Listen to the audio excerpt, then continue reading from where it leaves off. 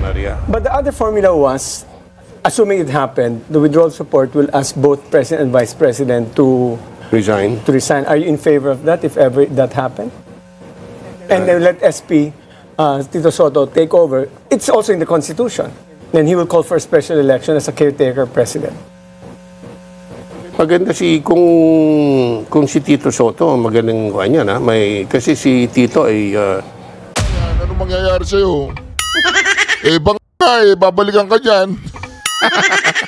Na madalas uminom o mga presidente while working, is that yan true? ang imposible. Hindi ko nakita yan na sumipsip na umubos ng nasa baso. Wala. Alam mo si Presidente, very strict sa kanyang diet. No? He does not eat too much. Tapos, kung uminom man ng wine, alcohol, siguro sip-sip lang. After that, hindi ko na nakikitang... Ibig sabihin, I doubt that. Ibig sabihin na hindi mo alam ang gumagamit. O hindi mo alam ang lulong. Ang lulong, Bersamin, walang ganang kumain talaga yan.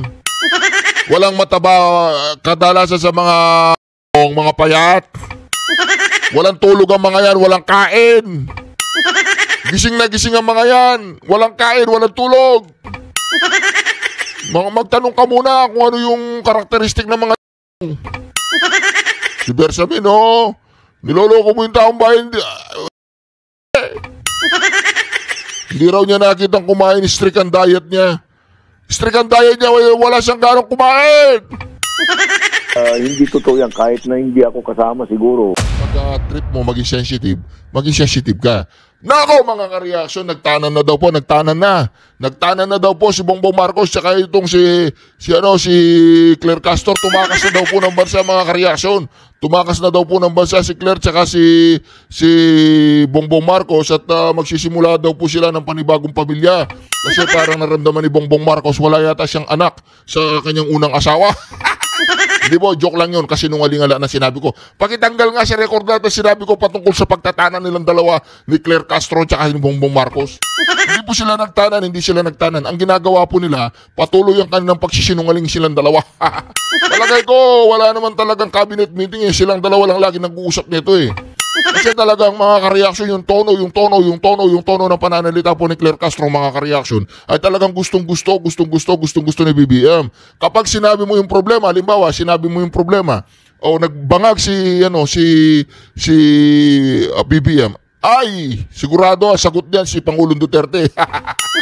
Pag sinabi mo, halimbawa, lumubog doon sa Cebu, ay, sigurado, susisi niya Pangulong Duterte. Ganyan po kagaling si Claire Castro. Halimbawa, sinabi mo kay Claire Castro, sinabi ni Amy Marcos na bata pa yan, dumudurog na. Ang sagot po niyan, buti pa siya, inaano nyo, yung mga nag-confess ng mga murderer, di ba? Pangulong Duterte at si Sara Duterte ang isasagot niyan. Tatanungin mo yan, di ba? Ay, Claire, hindi masarap yung ulam mo. Bakit adobo? Parang hindi masarap. Hindi, kasalanan nito ni Sara Duterte, ganun yan. Lahat ng problema ni Claire, kasalanan ni Sara Duterte at saka ni Pangulong Duterte. Halimbawa, pumapasok siya sa bahay, ayaw bumukas yung gate. Putangin ng Duterte na to, kasalanan niya to, ayaw bumukas yung gate Ayaw niya bumukas. Lahat po ng, naglalakad siya, natisod siya. O bumurahin na naman niya si Sara at saka si President Rodrigo Roa Duterte. Lahat na nangyayari sa buhay ni Claire na medyo kamalasan, lahat yan ay kagagawa ng Pangulong Duterte. Kaya wag na po kayo magtataka kay Claire mga ka-reaction. Halimbawa, naglalakad, di ba? Tapos may nanlimos sa kanya, pengi piso. Walang iya kasi Duterte na to tuloy-tuloy, may mga nag-aano dito, nanlilimos. Ganun yan, naplatan siya. Papunta siya ng Malacanang. Naplatan. Sasabihin niya, ito kasi Duterte na to Kaya may pako sa daan, kasalanan ni Duterte, lahat yan.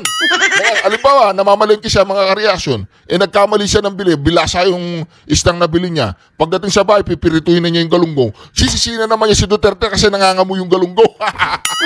Lahat ng bagay sa mundo, lahat ng problema sa mundo mga ka-reaction, problema ay galing kay Duterte yan, para kay Claire Castro. Saan tagapagsinungaling ng mga bangag dyan sa Malacanang mga ka-reaction? Wala na ba tayong picture? Dito na tayo mga ka-reaction. Ito na. Ito na po mga ka-reaction. Alright, reaction. TVPH nagbabalik. Reaction. Napakaganda po naman pag-uusapan natin ngayon mga ka-reaction. Mantagin po ninyo mga ka-reaction. Ayan po, nakasakay po sa train. Train ba yan o bus? Train? Ang ganda-ganda po. Ang ganda-ganda po pagkaka-photoshop po mga ka-reaction. No? Di ba? Ano ba yan? Di ba? Grabe naman yan, ma'am. Ang ganda-ganda mo naman dyan.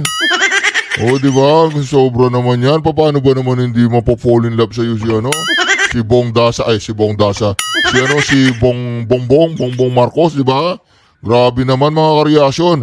By the way mga ka-reaction, ang pag-uusapan po natin ngayon, mamaya tatawagan ko po si Senator Robin Padilla dahil ire-report ko po itong si Montulfo. I-report ko po itong si Montulfo mga ka-reaction kasi tinawag niyan luka-luka si VP Sara Duterte. Sa sa TV, sa live O tatawagan ko po mamaya si Robin Padilla. Ako kung makikita ko lang itong si Montulfo na to kahit ganito na katanda nito. Bibigyan ko siya ng basta pagkain, bibigyan ko siya pagkain. Nako mga ka-reaction, problematiko po si Leni Robredo. Umaray si Leni. Ano kaya pinasok? Umaray. Pinasok siya ng droga sa problema ng droga sa Naga. Nako po, nababahala si Naga City Mayor Leni Robredo na umabot na sa nakakabahalang antas ang problema sa lungsod dahil maging mga high school student ay naaakit at ano ba yan yung eyesight ko yan malaki na. Okay, ulitin po natin Leni Robredo umaray sa problema sa Naga. Nababahala si Naga City Mayor Leni Robredo na umabot na sa nakakabahalang antas ang problema sa sa lungsod dahil maging mga high school student ay naaakit at nadadamay na sa droga. Pati mga high school student involved na sa drugs. Alam mo, Leni Lugaw, ang gagawin mo, Leni Lugaw, tawagin mo yung mga pare. Paano mo, tawagin mo yung mga pare. Wag ka papat. Okay, tawagin mo yung mga, hayaan mo yung mga adik dyan hayaan mo yung mga adictus benedictus na mga taga-Naga. Alam mo, wag mong gagayahin sa Duterte. Wag mong tatakutin yung mga yan, wag mong tatakutin. Alagaan nyo yung mga, di ba? Tawagin mo si Leila de Lima. Tawagin mo ito mga Tawagin mo lahat to Ito lang ang masasabi ko sa iyo, Leni. Tawagin mo lahat ng mga kakosa mo. Ito. Kasama ka dito, ikaw leader dito eh. Tawagin mo lahat ng kakosa mo. Yan, lahat ng kakosa mo na yan, Leni. Tawagin mo yan, yung mga bagong loyalista natin. Tawagin mo si Leila, si Kiko, si Jokno, si Risa, tsaka si Bam. Magmi-meeting kayo. Ito ang instruction ko sa iyo, Leni Magmi-meeting kayo sa Naga. Pagkwentuhan ninyo na lumalaganap ang bentahan at mga kabataan na nasasangkot sa ipinagbabawal na D. Okay? Ang gagawin mo, Leni, ganito. Huwag mong gagayahin si Duterte. Ba't naman problema ka ngayon? Nung panahon ba ni Duterte, walang ganyan dyan sa Naga? Nung panahon ni Duterte, walang ganyan sa Naga? Nagsusurrender sila sa mga munisipyo, di ba? Ngayon, magpakitang gilas kayo. Bakit ka umaaray, Leni? Bakit ka umaaray? Bakit parang hindi mo kayang sugpuin ng illegal na D? Bakit hindi mo kayang sugpuin ng illegal na D?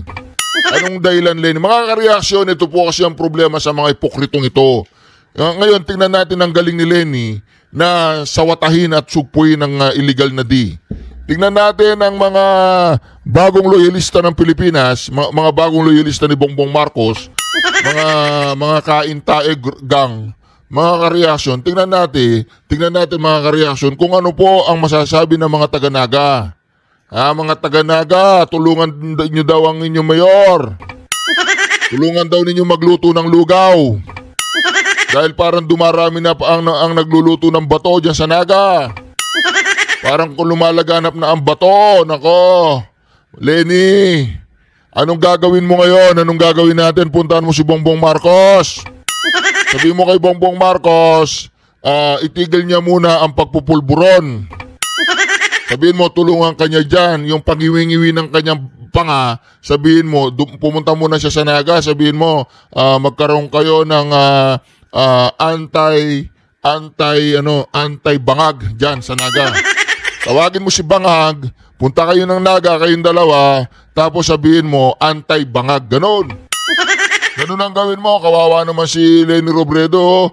Yung mga kain-tae, tulungan nyo naman si Leni. Kawawa naman, itong mga kain-tae na yan, tawagin mo yung mga kakosa mo dyan sa human rights. Sabihin mo yung mga human rights, sagipin yung mga kabataan dyan sa lugar mo, Leni. Grabe naman, Leni, ha. Hindi mo kayang trabaho mo, mayor lang. Tapos nangarap ka maging presidente. Mga reaksyon, mayor lang. Mayor lang, Leni, hindi mo kayang sugpuin dyan. Pero mahirap po maging mayor, ha. Lalong-lalo na yung brainwave mo, yung level ng utak mo ay kasing level ni Leni Robredo. Oo, sabi nga niya, kailan ka nagsimulang nagtinda di ba? Sa interview. Tindera yung magulang tapos tatanungin mo, kailan ka nagsimulang nagtinda?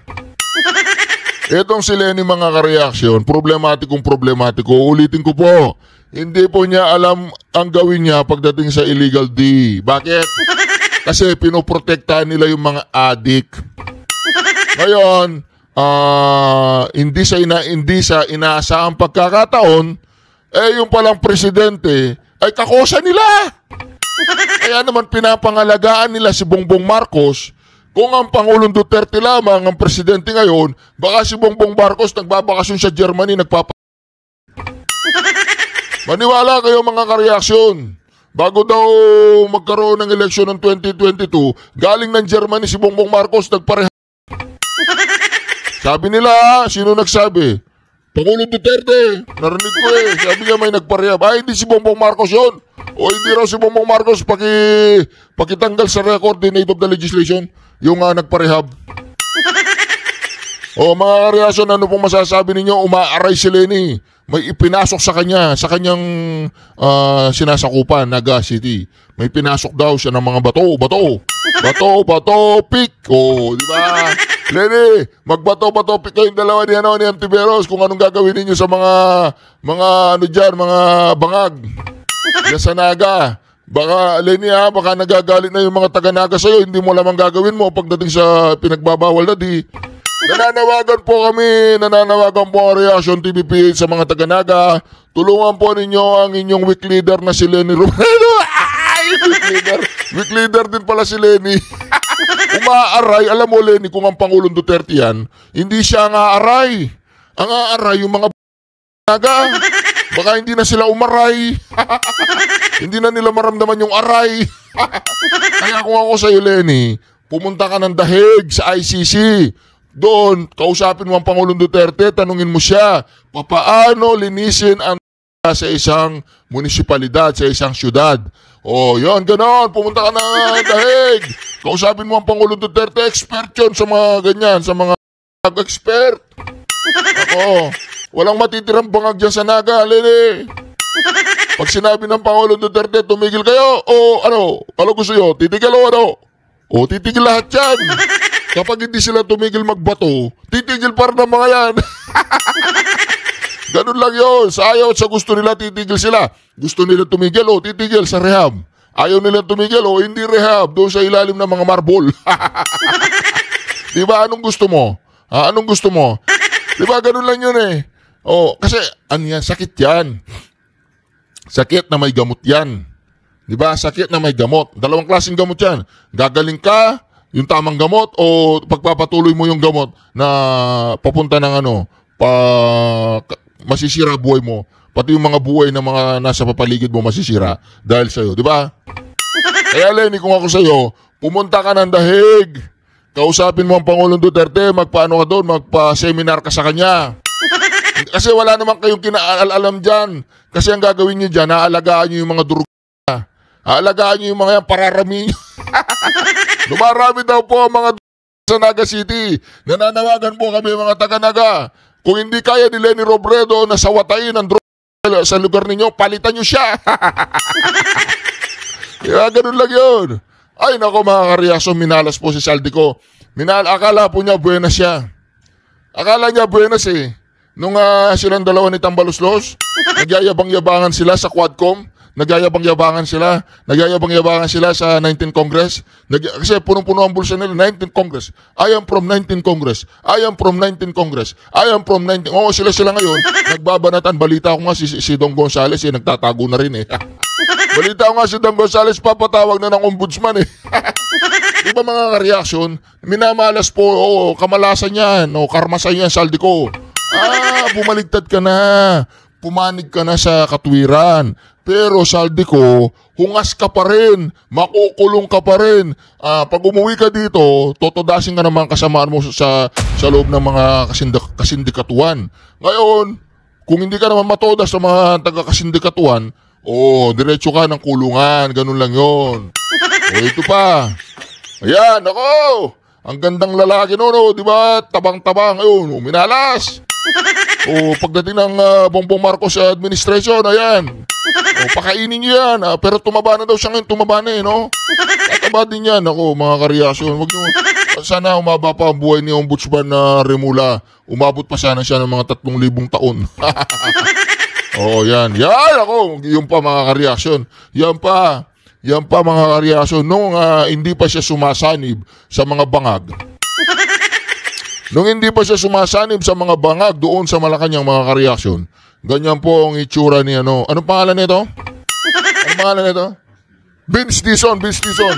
Nakakalimutan ko ng pangalan nito kasi nag-iba na yung itsura eh. Nag-iba na po yung itsura mga kareaksyon kaya nakakalimutan ko po yung pangalan. Oy, Vince! Tangin na naman, Vince. Ginago mo yung sarili mo, Vince. Sinira mo yung reputasyon mo. Ayan mga kareaksyon. Ito yung pinakamasaklap mga kareaksyon. Si Amena Pangandaman. Yung apo ni Bersamin, sila yata ang magiging fall guy? Fall guy ang tawag doon? Hindi naman, hindi naman guy. Fall girl. Magiging fall guy sa isang fall girl. Di ba mga kareaksyon? Ay, napakahirap po niya mga kareaksyon. Di ba? Nag-resign daw. Hindi nag-resign ang mga yan. Tinanggal, kunyari nag-resign para magmukhang tumatakbo sila sa problema. Kunyari nag-resign sila para ang Malacanang ipapakita niya na sila ay tumatakbo, sila mga guilty kaya nag-resign. Pero sa katotohanan po, mamaya malalaman ninyo yung katotohanan. Hindi po sila nag-resign. Kasi si Claire Castro, siya yung tagapagsinungaling ng mga bangag dyan sa Malacanang. Ito ba? Ay, nako mga kareaksyon. Ito. Itong picture po na ito mga kareaksyon na nagsasabing si Marcos Jr. kahit wala siyang business, lumalaki po ang pera niya pagsimulang pumasok siya sa politika noong 2005. Naku po mga kareaksyon, sinasabi natin eh. Yan ang sinasabi natin eh. Yumayaman sila kahit wala silang trabaho tsaka business. Ano man trabaho ni Marcos Jr., di ba? Wala. Papulburon lang. Ayan, noong 2005, 79.29 million lang.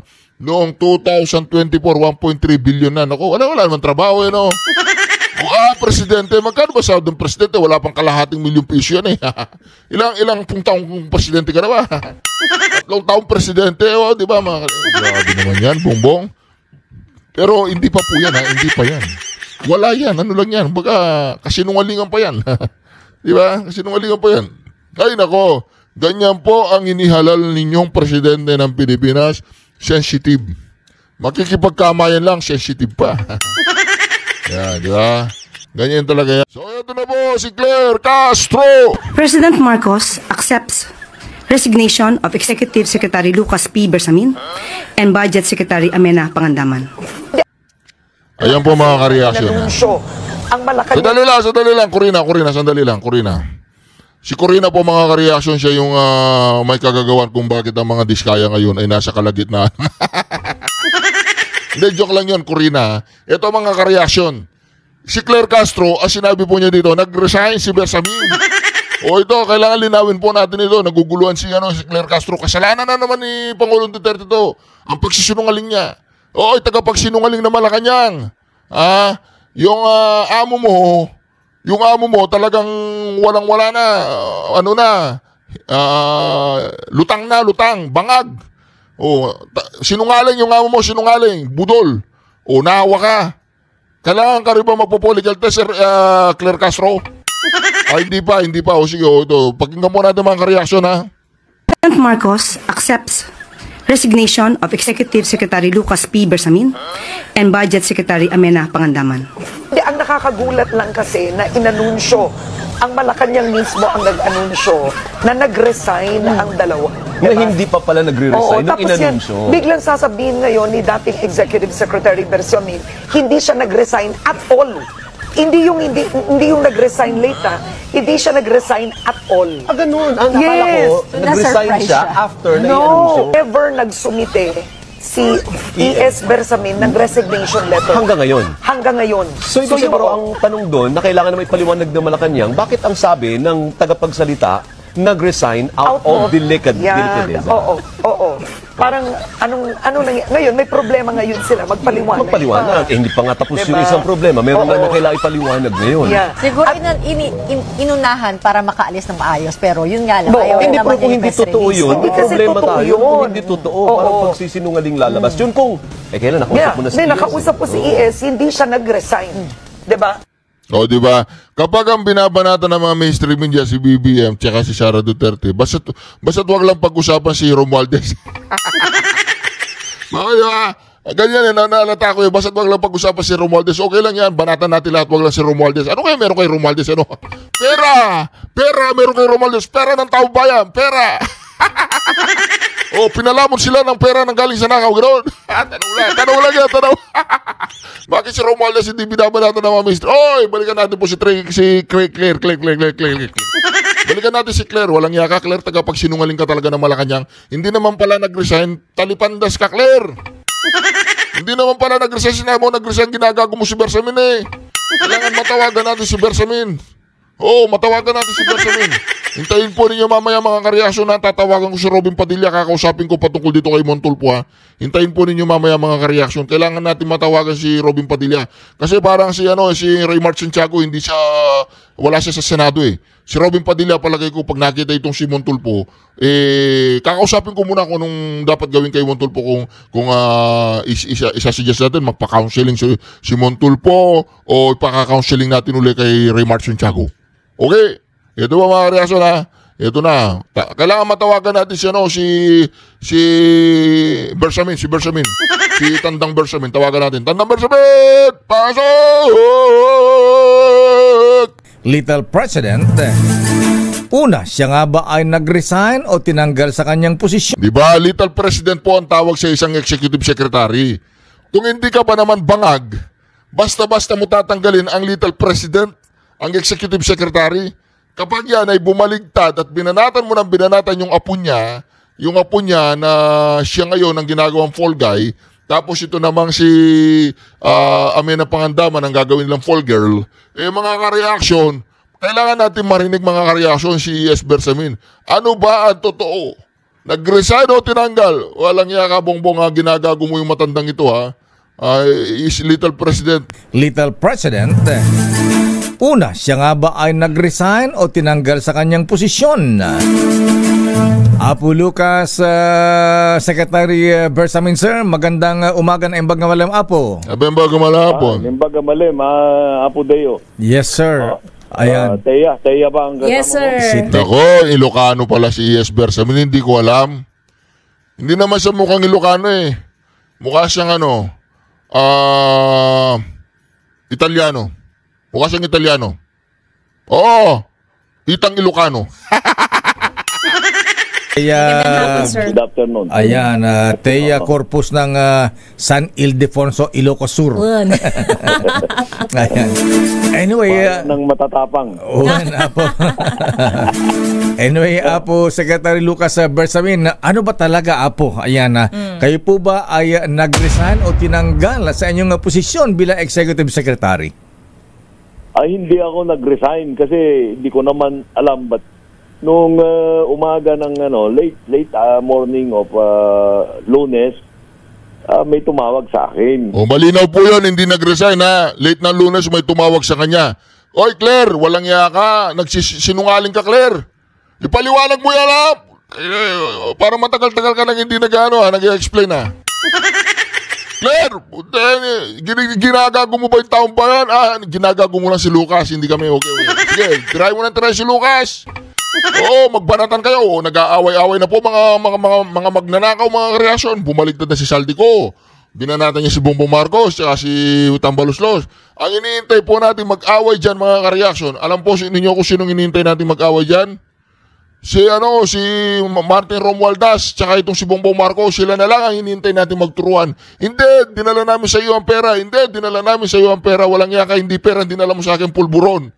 Hindi pulburon, may pera yon. Hindi, pulburon lang ang kailangan ko. Ayoko ng pera, pulburon okay na ako. Okay. Nakalimutan ko eh. Pulburon po lang, dinadala ko sa iyo. At sinabihan ako na umalis ka na sa cabinet as ES, Executive Secretary. Imbag nga malam, Apo. Imbag nga malam, Apo Deo. Yes, sir. Ayan. Teya ba ang kasama Yes, sir. Si Teya. Good afternoon. Ayan, Teya Corpus ng San Ildefonso, Ilocos Sur. Ayan. Anyway, nang matatapang. Apo. Anyway, Apo Secretary Lucas Bersamin, ano ba talaga, Apo? Ayan, kayo po ba ay nag-resign o tinanggal sa inyong posisyon bilang Executive Secretary? Hindi ako nag-resign kasi hindi ko naman alam, but nung umaga ng late morning of Lunes, may tumawag sa akin. Sinabihan ako na umalis ka na sa cabinet as ES, Executive Secretary. So sabi ko, wala akong problema dyan. I can immediately do that. Pero wala pa akong pinafile na sulat dyan. Okay. Now, I first communicated to the President. Sinabi ko na I have no problem with exiting the cabinet. So, ang sulat na sinasabi nila na in-accept yung resignation ko out of delicadeza daw, in-announce nila ng alas 2 yata ng hapon ng Lunes. Yun! Wala naman akong binibigay na sulat eh. Okay? Now, I just want to make that clear kasi lilinawin ko, although maganda kung pakinggan yung out of delicadeza, hindi ko naman pwedeng sabihin ko na totoo yan dahil wala naman akong sinabing ganyan. Okay? Now, material kasi yan, Deo, sa pagpapaliwanag ko. Opo. Kung alisin mo ako, presidential prerogative yan because I serve at the pleasure of the President. Now, when was my letter to the President at all was made? I signed that letter mga late afternoon na of kahapon, November 18. Yan na po sinasabi natin. Pero na-announce na nila noon na wala na ako, naka-resign na ako, may kapalit na ako. Yun! The day before. So, okay lang. Wala naman akong issue dyan eh. Hindi naman ako nagtatampo, nagagalit o ano. So, pinail ko, yung sulat ko, iniwan ko sa staff ko, sila na lang nagdala doon sa Office of the Appointment. Yun! Lumalabas na yata ngayon sa media eh. Kung ano yung sulat na yan. Nakalagay doon na nire-respeto ko yung presidential prerogative. I am submitting myself to that prerogative. Tapos sinabi ko doon na I will enable the smooth transition of the functions and responsibilities of my office. Ganun. Wala naman masamang, hindi ako nag-resign. Yun lang. So ano po ang tema ng letter na pinirmahan yung isinumite kay Presidente, Apo Secretary, sir? Ang tema lang is I observe you, tapos meron akong naka 3 years na kasi ako dun eh. Tapos sinabi ko, I submit myself to the presidential prerogative. Alam mo na, yung aalisin ka. Now, whether you call that removal, ouster, or firing, I don't know. It's up to all of you who will read yung situation. How to characterize yung separation ko from the service of the government. That's all. What is important to me is itama ninyo yung hindi niyo man ako tinawagan or kinonsulta. Tapos malalaman ko na lang may kapalit na ako. Tama lang. Okay lang. Oh, tsaka di ba masyadong pambabastos naman sa isang dating Chief Justice, ayan, kinuha sa gobyerno. Ikaw nagsabi niyan, hindi ako. Di ba mga kareaksyon? Binabastos po itong Chief Justice. Kaya lang, talagang gusto niya talaga siguro mabastos. Mantagin mo, sumanib ka dyan sa isang bangag. Pinagtatanggol mo pa yung isang... Mas okay para hanggang ngayon mga kareaksyon na nalilito pa itong si Bersamin. Kung ano ba, babanatan ko si Bongbong Marcos o gagawin natin Presidente Sara Duterte? Diba, bas okay pa raw. Okay pa rin daw si Bongbong Marcos kaysa kay Sara. Anya aputi na pagsalitaan nyo kay ni Presidente, ano na pag-usapan nyo nung ikaw ay tumawag sa kanya? Hindi ko pwedeng i-share sa iyo. Meron akong ginagalang na functional confidentiality. Because as of that time na nag-usap kami, 6 o'clock of Lunes of November 17 sa bahay, I can just confirm that na nag-usap kami face to face and very genial naman yung aming pag-uusap. In fact, I told him that I felt so relieved na ganun na nga, nawala na ako sa OES. So beyond that, I will not give any further explanations because I am bound by my obligation to the office of the President as my office na respetuhin ko yung communications namin dalawa. Because technically speaking, kahit na napalitan na ako, in-announce na, kahit na hindi ako nag-resign, on that day, I was still acting on holdover. Kasi wala pang, si Recto. Recto is to be sworn in only today. Aywan ko kung natuloy. Pardon my curiosity po, Sir Lucas. Yes po. Sa palagay ninyo, meron ba lumakad ng inyong pagkakatanggal bilang ES? Ay, hindi ko lang alam yan. Because wala akong idea. Basta na lang may natanggap akong tumawag na hindi pa sa tiga Malacanang. Pero hindi ko din isasabihin yung pangalan niya dahil malapit kong kaibigan yun. Sinabi lang na you are out, you have to go. Okay. I know na yung kanyang message naman was authentic, galing sa pinakamataas na kanya kasi kilala naman siya na connected kay Presidente rin sa First Family. So I believed him and immediately I communicated to the President that I have no problem. Apo, hindi ba sinita si Apo Presidente na anyamotin na barok, Apo Presidente, impadaan mo pa sa iba, di pa ikaw nagsabi na ako ay sukatamon, papalitan. Hindi ako ganun. Kilala mo naman ako. Magalang ako na tao, marespeto at hindi ako nag-confrontational. Nature ko kasi kung pribiliyo ng Presidente yan, respetuhin ko. Hindi na ako nagsasabi na kortesya. Okay na, palalampasin ko lahat yan. Kung may konting problema man dyan. Hindi ko gagawin na issue yan. Bayamon. Bayamlatan. Bayako na. Pero matagal kayo nag-uusap, Apo, ng Pangulong Bonget?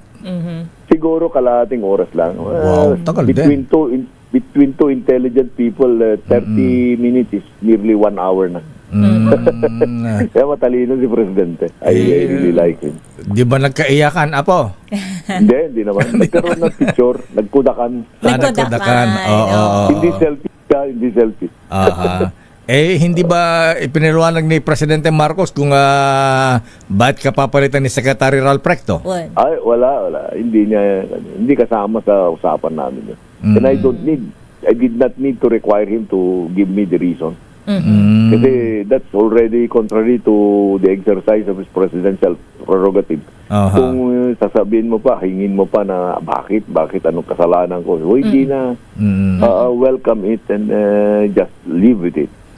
Wala bang kinalaman si Ombudsman Boying Remulla kasi balita ng mga Marites, Apo, na hindi daw kayo nagkakaintindihan, nagkakabanggaan daw kayo ni Ombudsman Boying Remulla. Sa akin, Deo, walang problema. Hindi ko lang alam kung kay Ombudsman may problema siya sa akin. Pero wag na nating pag-usapan yan dahil sa ngayon nga, hindi na kailangan na magpag-usapan, hindi na yan relevant eh. Oo. Kung siya man ang nagpatanggal sa akin, wala na akong pakialam dyan. Okay? Pero maaring may kinalaman siya, Apo? Hindi ko alam. Hindi ko masasabi yan. Ayan. Ako, alam ko. Alam mo, nagsalita si Remulla nagkabanggaan daw sila di ba? Nagkaroon sila ng konting friction. Nanggaling kay Remulla Apo kay Lucas Bersamin. Palagay ko mga reaction, pinatanggal to ni Remulla. Pero alam nyo, tahimik lang si Lucas tahimik lang. Pero may may balik yan ako.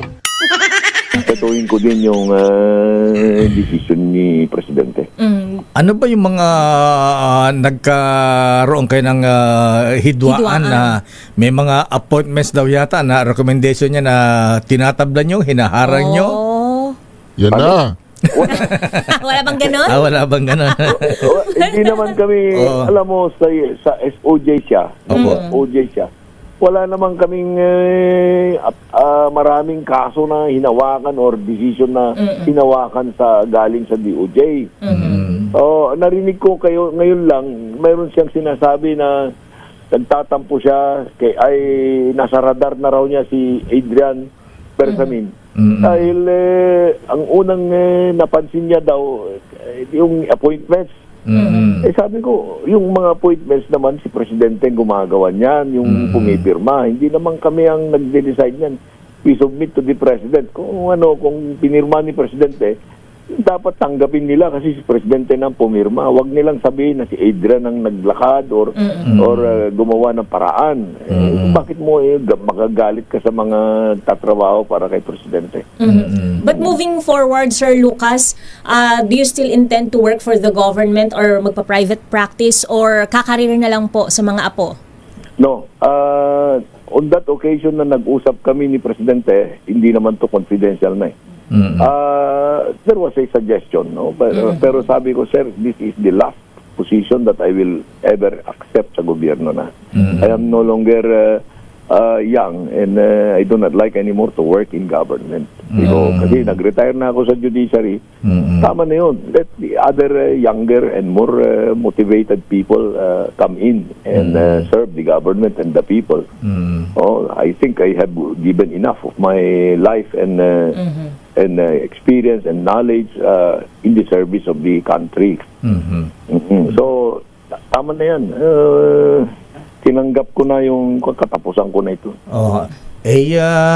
Nabagit nyo rin na si Yusek Adrian Bersamin, Apo Secretary, sir. Ayan, nadadawit po sa insertion ng mga budget. Ayan, ano pa ang masabi nyo? At pati ang Office of the Executive Secretary ay nadamay dito.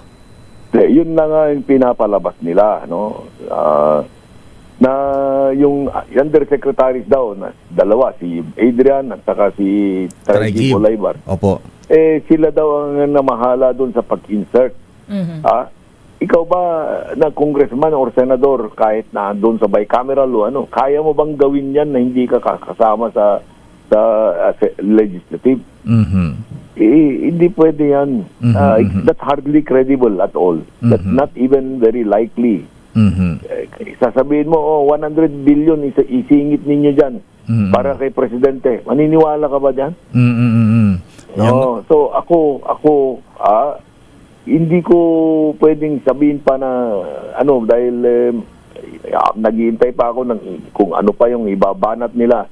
Pero naawa ako dun sa dalawa na sasabihan nila ng ganun. Kung merong demanda mo na lang sila, sasagutin na lang namin. Ayoko nang pumatol sa mga ganong chismis. Alam mo, Apo yung Secretary, ayan, malaking nanghihinayang sa inyo dahil alam namin sabihin ko na, pasensya ka na, sabihin ko nang ikaw ang pinakamatanda.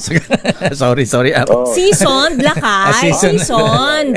Sa ngayon, ako na ang pinakamatanda. Seasoned lang, Paul, Sir Lucas.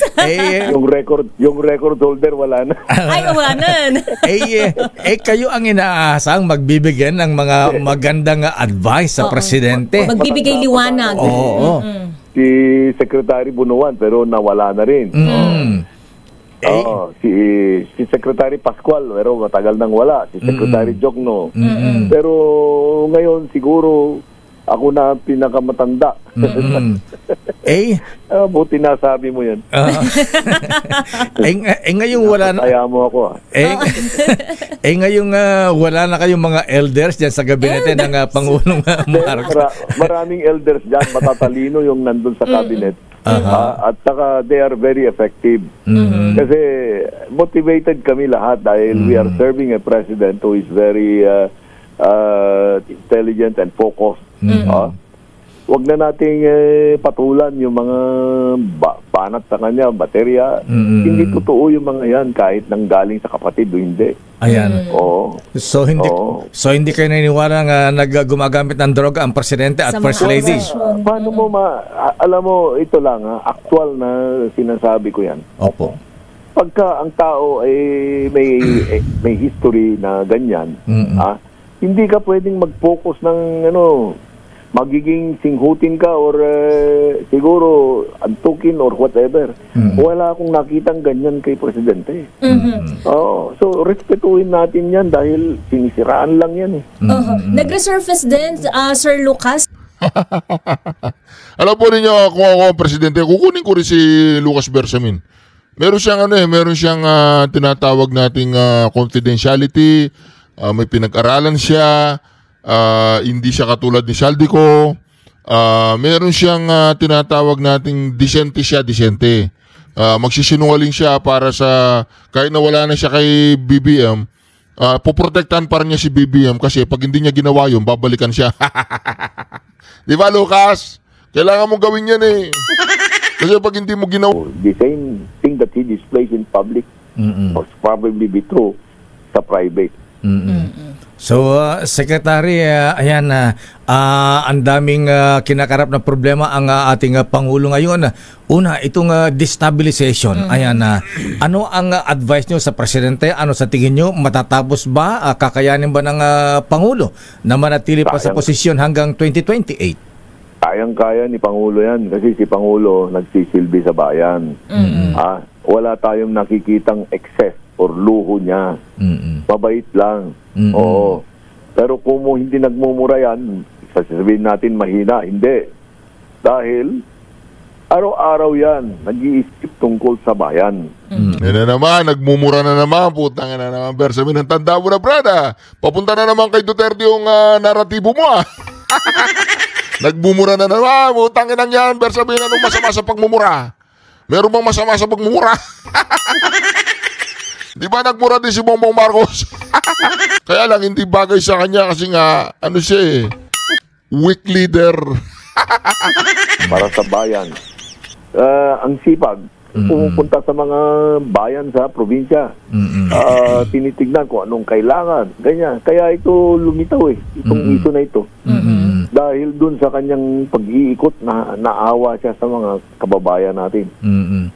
Alam namin na isa kayo sa parang pinakatatay ng presidente. Pagka ganito mga sensitive, hindi naman.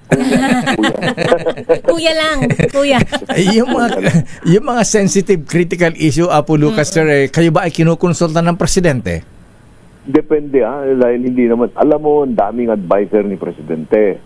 Tama lang yun. Kasi kung isa lang ang nag-a-advise sa kanya, baka hindi tama. Kasi si presidente mismo is a good person na mag-decide because he has the grasp. Ang dami niyang information na pina-process in his capacity as the president, chief executive. So, that puts him in a peculiar position na nasa pagdi-decide ng tama. So, ganun lagi ang tingin ko sa kanya. He used this information very prudently, very wisely. Wala akong nakikitang weakness niya. Except na pinabaterya lang siya ng malimit. Alam mo mga tao kasi mas naniniwala sa hindi totoo. Ayan, Apo Lucas, so bilang panghuli po, ayan, so ano po ang inyong advice sa ating Pangulong Marcos ngayong wala na kayo at paano niya para matugunan, malutas itong mga problema ang kinakaharap ng bayan ngayon? Well, I think he has the mind and the heart to to solve the problems of the country. Bigyan mo lang siya ng panahon. Wala, I do not like to give advice anymore because I am no longer in government. You know, you do not advise a leader who is very intelligent and focused. You just wait for him to make the move. That's how I see the president. He does not need that much advice kasi yung experience niya is also substantial. He used to be in local government, tapos legislature, Senate. Laki na experience niya doon. So we just wish him well and then let's pray for him to succeed. Ngayong wala na kayo sa serbisyo, Apo, ayan pwede ba namin kayong imbitahan ni Teya na magkape ka paminsan-minsan? Less busy na po ba kayo? Ikaw, Deo, may utang pa ako sa'yo. Nasabi mo, kulang sa painom. Inom. Anytime. Yes. Agpabasi. May available na oras. Yes, wala. Pero ngayon, masaya lang ako dahil may more time na ako with my family. Nakahinga na. Masaya na siya. Nakahinga na. Nakalabas na ng Malacanang. Baka, sir, marami ng maleta. Wala namang maleta na, sir. Walang maleta. Wala namang maleta. Hindi naman ako naniniwala magnanakaw si Bersamin. Tawagan na natin siya, mga karyasyon. Tapusin na natin yung kay Bersamin. Tawagan na natin si Robin. Si Robin Padilla. Ito po yung pinakahintay niyo, mga karyasyon. Tawagan na natin si Robin Padilla. Hello, paring Robin. Pinoy. Walang Pinoy.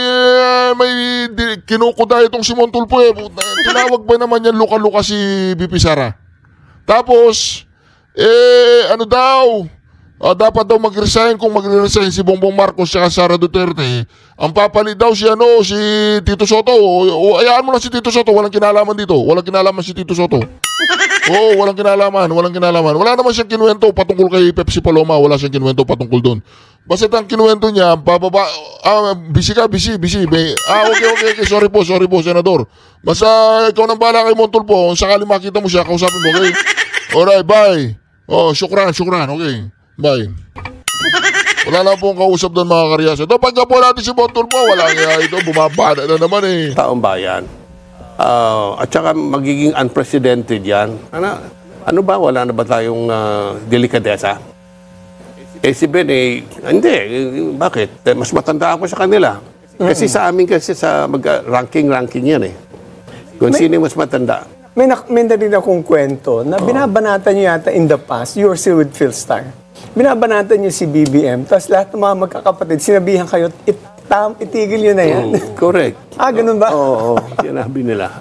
Pero ngayon, saan ang panig niyo, more or less?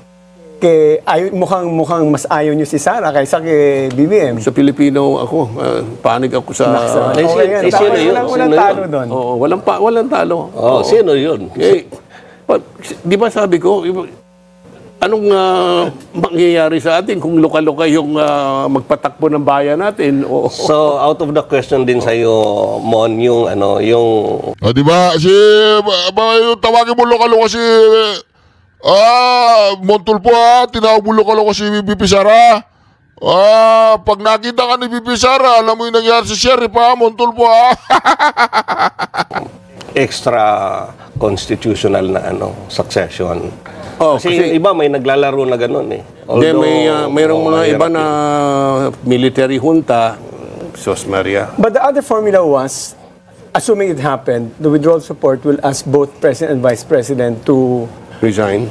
Are you in favor of that if ever that happened? And then let SP, Tito Soto, take over. It's also in the Constitution. Then he will call for a special election as a caretaker president. Maganda kung si Tito Soto, magaling kasi si Tito ay matinong tao. Akala lang natin komedyante yan. Si Tito, classmate ko yan sa Letran Okay. He graduated na pinakabata sa amin dahil 2 beses yan na-accelerate. Matalino. Matalino si Tito. Kaya lang siguro yung imahe niya na matalino daw si Tito. Si Tito matalino. Gusto niya maging presidente si Tito Soto. Nako, grabe yan mga karyasyon Grabe yan. Anyway, mga kareaksyon, maraming salamat muli sa pagsama niyo sa napakaganda reaction video nito. Huwag niyo pong kalimutan mag-subscribe, like, at i-share ang bawat video natin. Shukran. God bless you all. Duterte! Duterte! Duterte! Duterte!